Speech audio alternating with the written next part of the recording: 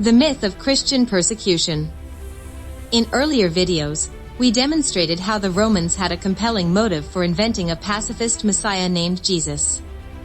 We also provided evidence from the Gospels themselves, referring to the outcome of the Jewish revolt of 66 CE, which was in the form of the destroyed temple in Jerusalem, as well as to Jews not paying taxes to the Romans, one of the main causes of the revolt. Under normal circumstances, this would be conclusive. Unfortunately, we are plagued by numerous infamous stories of the persecution of early Christians, casting doubts over the common-sense conclusions that would follow from the aforesaid evidence. In line with the conclusions of Caesar's Messiah by Joseph Atwill, we believe that Vespasian, together with his sons and close associates, was responsible for establishing the Christ personage, in order to fulfill Roman socio-economic and military goals. But any time Roman provenance is proposed, there are shrills of, "That's impossible, look how the Romans treated the Christians." At face value, these objections are perfectly valid. But on closer inspections, these claims may be highly suspect. So let us now examine these claims in detail, to see if they meet the threshold of credibility. Nero. We start with Nero and the Great Fire of 64 CE. Popular rumor, later copied by Christian writers, claims that Nero started the fire deliberately as he wanted space for his palace, using the fire as a pretext. Interpretations from the works of Suetonius and Cassius Dio famously allege that Nero sang about the fall of Troy while dressed in theatrical garb, possibly from a tower. It is claimed that Nero made Christians the scapegoat for the fire, had them tortured, crucified, torn apart by animals, and even burned alive, during public spectacles. However, we hear differently from Tacitus, who says that Nero actually helped the fire's victims. He rushed back to Rome from Antium, opened his gardens to refugees, and organized food and shelter. Modern scholars suggest that Nero did not start the fire, that he was genuinely away from Rome, and had acted swiftly upon hearing the news, to help combat its spread. Tacitus and some modern opinions suggest Nero's rebuilding efforts were genuine, that he had introduced fireproof building codes and wider streets, but also that his palace construction had undermined public trust.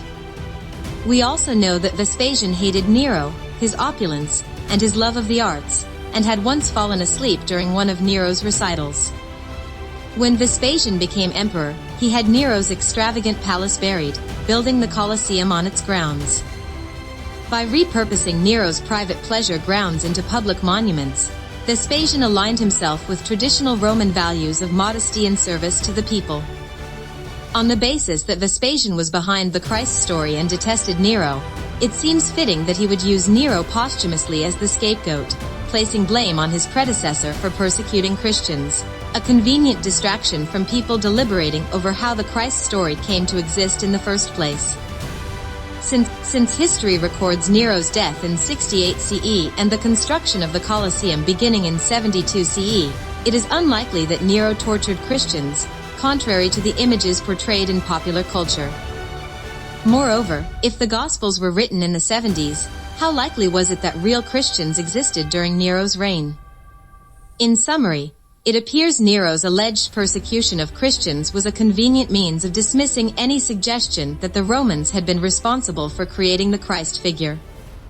And if the Gospels were indeed written in the 70s or later, and offered to the Jews as evidence of a pacifist Messiah, the Jewish population in the Near East would be asking themselves how it was that the Bible had suddenly appeared out of the blue, just after their failed revolt. Perhaps many Jews were skeptical about the story. Later wars with the Romans suggest this is indeed the case. Polycarp. Polycarp was supposedly a Christian bishop of Smyrna living in the 1st and 2nd centuries. According to the martyrdom of Polycarp, he died a martyr, bound and burned at the stake, then stabbed when the fire failed to consume his body. As the story goes, the fire made a ring around his body and would not burn him. This supernatural event can be seen as imaginative thinking, a religious exaggeration for effect. One must wonder if the rest of the story is true, or steeped in fantasy, blown up out of proportion. Ignatius of Antioch. He was an early Christian writer and patriarch of Antioch. Whilst en route to Rome, where he met his martyrdom in the early 2nd century, Ignatius wrote a series of letters which became famous. He foretold he would be thrown to the lions, and over the centuries this story became embellished to an extent that had him meeting his end in the Colosseum. The details of his mandated journey from Antioch in ancient Syria are strange in that he is said to have traveled by land, whereas a more common practice, and certainly less expensive means, would have been to go by sea. This is another account that reeks of imaginative storytelling, written by later Christians to buttress the idea that Christians were under continual persecution. We cannot be sure if he was killed as per the story, whether he was killed at all, or even if he was real, or just a fabrication created to disseminate the persecution myth. Justin Martyr. Also known as Justin the Philosopher, this was another early Christian apologist of the 2nd century. It is said he switched to Christianity and was beheaded in Rome for refusing to worship idols. The name martyr itself is problematic. The etymology of the word martyr traces back to the ancient Greek word martys, meaning witness. So to have a Christian martyr named Martyr was either a tremendous coincidence, or perhaps eager Christians made it up to embellish their persecution complex. That aside, given that popes were roaming freely around Rome at the time, based on what the Vatican's own yearbook tells us, this story seems highly unlikely. Perpetua and Felicity. Christian martyr of the early 3rd century, Vibia Perpetua was supposedly a well-educated noblewoman and mother. Felicity, a slave woman imprisoned with her, was also martyred. They were allegedly put to death in Carthage. The Passion of Saints Perpetua and Felicity narrates their deaths, claiming they were part of a group executed in military games to celebrate Emperor Septimius Severus's birthday. We hear that the day before her martyrdom, Perpetua envisions herself defeating a savage Egyptian and interprets this to mean that she would have to do battle not merely with wild beasts, but with the devil as well. It leads one to wonder whether this narrative is set out to disparage Egyptians in any way. As for Septimius Severus, several persecutions allegedly occurred during his reign, attributed to him by the early Christian community. A decree against Christians is mentioned in the Historia Augusta, but considered unreliable. An early church historian Eusebius also maligns him. However, the Christian apologist Tertullian stated that Severus was well disposed towards Christians, had employed one as his personal physician, and had personally intervened to save several highborn Christians from the mob. The criticisms of Severus may well be fabrications. Domitian. History records Domitian, the younger brother of Titus and son of Vespasian, as a persecutor of Christians. What we know of Domitian is that he was considered a tyrant by members of the Roman Senate. There are allegations that he arranged for the death of his brother Titus, thereby wresting the throne from him. It is quite likely that sibling rivalry, jealousy, made Domitian badly disposed towards Christians, especially if it had been an invention of his father and his brother. Domitian might have wanted to stamp out the achievements of his brother, who had directly commanded the Roman victory in the Jewish revolt. The accounts of Pliny the Younger. As the Roman governor of Bithynia Pontus, Pliny wrote a letter to Emperor Trajan around 112 AD, asking for counsel on dealing with Christians. Pliny detailed an account of how he conducted trials of suspected Christians who appeared before him as a result of anonymous accusations, and asked for the emperor's guidance on their treatment. Pliny had never performed a legal investigation of Christians and thus consulted Trajan in order to be on solid ground regarding his actions. Pliny saved his letters in Trajan's replies, and these are the earliest surviving Roman documents to refer to early Christians, if they are indeed genuine. In response to Pliny's inquiry about how to handle Christians, Trajan laid out several key principles. 1. Do not actively seek out Christians, not to be hunted or investigated unless formally accused. 2. Punish only if proven guilty. If someone was denounced and refused to recant, they could be punished. 3. Offer a chance to recant. If the accused denied being Christian and worshipped Roman gods, they were to be pardoned, even if previously suspected. 4. Reject anonymous accusations. Trajan dismissed anonymous denunciations as illegitimate and dangerous. Note that Trajan was the Roman emperor at the time of the Kitos War, and died before its conclusion. This was a bitter war fought against the Jews, and if indeed Jesus had been a Roman invention, it would have been in Trajan's and Rome's best interests to demonstrate that they were still persecuting the Christians. However, it is likely that Christianity had really taken a foothold in Rome, perhaps amongst citizens of noble rank, and hence Trajan would have to be clever that feigned persecution against Christians did not result in actual violence towards them. It is quite possible that Pliny the Younger's letters were conjured up to give Jews the impression that Rome was against Christianity.